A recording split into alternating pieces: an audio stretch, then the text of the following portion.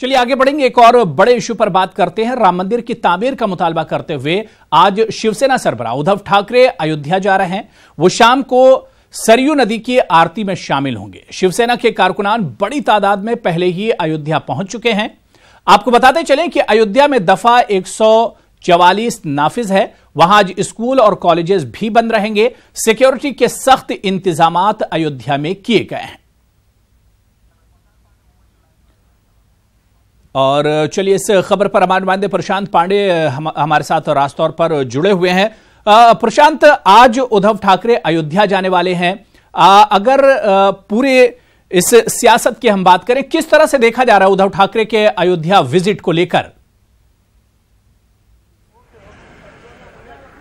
जी बिल्कुल, देखिए सबसे पहले मैं आपको तस्वीर दिखाऊं कि मुंबई के बांद्रा इलाके में जो मातोश्री है, जहां पर उद्धव ठाकरे का निवास है, वो यहां पर मौजूद है। और आप देखें तो सुरक्षा काफ़ी बढ़ा दी गई है। अगले कुछ मिनटों बाद यहां से अपने घर से जो है उद्धव ठाकरे अपनी पत्नी रश्मि ठाकरे और बेटे के साथ जो है यहां से निकलेंगे, एयरपोर्ट जाएंगे और तकरीबन 2 बजे का समय तय हुआ है जो फैज़ाबाद वहां पर वो पहुंच जाएंगे।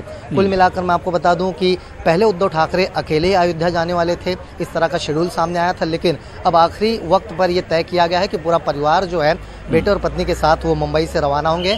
फैज़ाबाद जब करीबन 2 बजे पहुंचेंगे। मैं आपको बताऊं कि बांद्रा से अंधेरी यानी जहां एयरपोर्ट है उसकी दूरी महज 30 से 40 मिनट है पहुंचने का। और 11 बजे यहां से वो निकलेंगे और उसके बाद वहां पर विशेष जो प्लेन है उस पर सवार होकर फैज़ाबाद पहुंच जाएंगे। कुल मिलाकर देखा जाए तो इसे इसी रूप से देखा जा रहा है कि जब चुनाव के तारीख जब नज़दीक आ रही थी तो उस वक्त शिवसेना और बीजेपी के जो संबंध महाराष्ट्र में हैं वो काफ़ी विवादों में हमेशा से रहा है। और इसी चीज़ को ध्यान में रखते हुए अब उन्होंने हिंदुत्व का मुद्दा जो है उठाया है। और यही एक रीज़न है कि वो अब उत्तर प्रदेश जा रहे हैं। राम मंदिर वहाँ जो उनका मुद्दा है बीजेपी का, उस पर वो अपनी राजनीति खेलेंगे। और उन्होंने पहले स्पष्ट किया था कि इस बार जो लोकसभा चुनाव होगा 2019 में, तो वो यूपी में अपने कैंडिडेट खुद उतारेंगे मैदान में।